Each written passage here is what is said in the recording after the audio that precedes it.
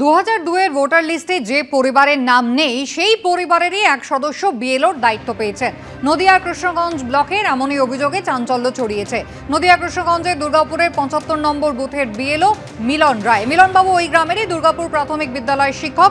2002 এর ভোটার লিস্টে 75 নম্বর বুথে 557 জনের নাম ছিল। 2025-এ ওই বুথে ভোটারের সংখ্যা বেড়ে হয়েছে প্রায় দ্বিগুণ। ভোটার বেড়েছে, ঢুকেছে বিএলওর দায়িত্বপ্রাপ্ত মিলন রায়ের পরিবারের নাম। এই ব্লকে অনেকেরই 2002 সালের ভোটার লিস্টে নাম নেই। মিলন রায়ের এমনটাই দাবি।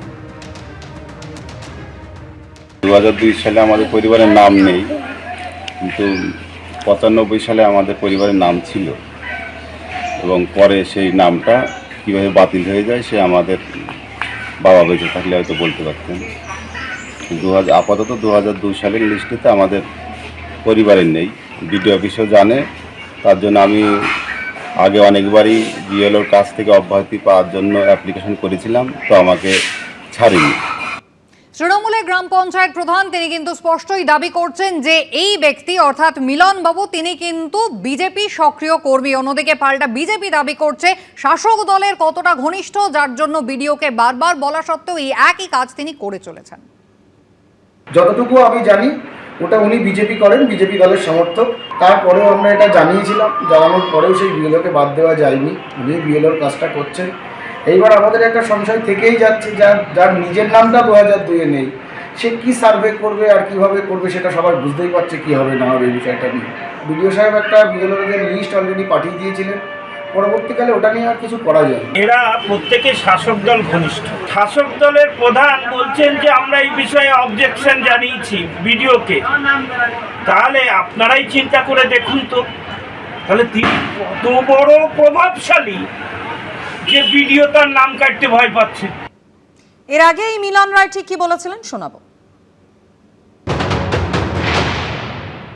2002 সালে আমাদের পরিবারের নাম নেই, কিন্তু 95 সালে আমাদের পরিবারের নাম ছিল এবং পরে সেই নামটা কীভাবে বাতিল হয়ে যায় সে আমাদের বাবা বেঁচে থাকলে হয়তো বলতে পারতেন। আপাতত 2002 সালের লিস্টেতে আমাদের পরিবারের নেই। বিডিও অফিসও জানে, তার জন্য আমি আগে অনেকবারই বিএলওর কাছ থেকে অব্যাহতি পাওয়ার জন্য অ্যাপ্লিকেশন করেছিলাম, তো আমাকে ছাড়েনি। উত্তর 24 পরগনার হিঙ্গলগঞ্জে 100 নম্বর বুথে বাংলাদেশি ভোটারের হদিশ মিলল। এলাকাবাসীর দাবি ভোটার তালিকায় নাম থাকা সালাম গাজী আদতে বাংলাদেশের সাতক্ষীরার বাসিন্দা। অভিযোগ বাংলাদেশের আব্দুল সালাম গাজী এদেশে ঢুকে হয়ে গিয়েছিল সালাম গাজী, তৈরি করেছিল জাল আধার কার্ডও। আসল নাম আব্দুল সালাম গাজী, কিন্তু ভারতের ভোটার কার্ডে নাম বদলে হয়ে গেছে সালাম গাজী। নাম বদলে নাকি আধার কার্ডও বানিয়ে ফেলেছেন। উত্তর 24 পরগনার হিঙ্গলগঞ্জে এই ঘটনা সামনে এসেছে। আমরা বললাম যে এখানে বাড়ি না, বাংলাদেশে বাড়ি।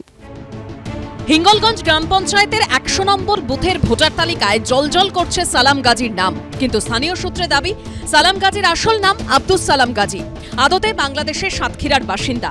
কয়েক বছর আগে ভারতে আসেন তিনি। অভিযোগ এরপর নাম পরিবর্তন করে ভারতের ভোটার লিস্টে নাম তুলে নেন, বানিয়ে নেন আধার কার্ড। ও কাজের সূত্রে এখানে এসে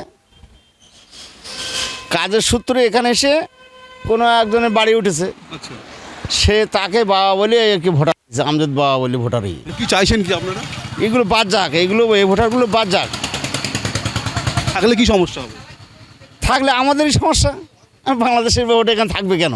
ও তো বাংলাদেশি ছেলে, একটা এখন খোঁজ ও তো এখানে নেই, ও তো চলে গেছে।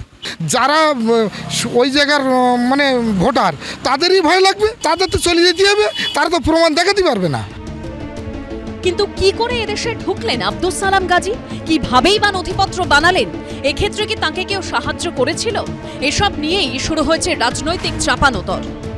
আব্দুল সালাম তিনি পয়সা দিয়ে কিছু টিএমসির নেতা পঞ্চায়েতের মাধ্যমে সব কাগজপত্র তৈরি করেছেন। এখানে তিনি বাস করছেন হিঙ্গলগঞ্জের উত্তর মুসলিম পাড়ায়। নাম পরিবর্তন করে তিনি হয়েছেন সালাম গাজী নামে। এইভাবে বর্ডার অঞ্চলে সব দিকে হাজার হাজার এই বাংলাদেশি অনুপ্রবেশকারী তৃণমূলের হাত ধরে ভারতীয় হয়েছে। আমি যেটুকু জানি ও প্রায় 30 বছরের উপরে এখানে এসছে। আমরা চাই না কখনো যে বাংলাদেশি লোক আমাদের ভারতীয় নাগরিক হিসেবে এখানে থাকুক। যারা এভাবে এসছে তারা মানে যাতে ভারতে না থাকতে পারে সেটা আমরা সবসময় নির্বাচন কমিশনের পাশে থাকব। স্থানীয় সূত্রে দাবি একা সালাম গাজী নন, এলাকায় বাংলাদেশ থেকে ঢুকে পড়া এমন বেশ কিছু মানুষ রয়েছেন যারা ভারতের ভোটার তালিকায় নাম তুলে ফেলেছেন। ভোটার তালিকার বিশেষ সংশোধন শুরু হলে এদের চিহ্নিত করা সম্ভব হবে বলেই মনে করছেন অনেকে। সমীরণ পালের রিপোর্ট, এবিপি আনন্দ, উত্তর 24 পরগনা। ভোটার তালিকার বিশেষ সংশোধন ঘিরে ধীরে ধীরে রাজনৈতিক পারদ চড়ছিলই। আর এই প্রেক্ষাপটে আজ থেকে পশ্চিমবঙ্গে শুরু হচ্ছে এসআইআর। আর জানিয়ে এদিনেও রাজ্য রাজনীতিতে রাজনৈতিক আক্রমণ প্রতি আক্রমণ থামেনি। এসআইআর ঘিরে গত কয়েক সপ্তাহ ধরে উত্তপ্ত রাজ্য রাজনীতি। কেউ দাবি করেছেন এসআইআর করতে দেবেন না, কেউ বলেছেন এসআইআর ছাড়া ভোটই হবে না। অবশেষে শুরু হচ্ছে সেই এসআইআর।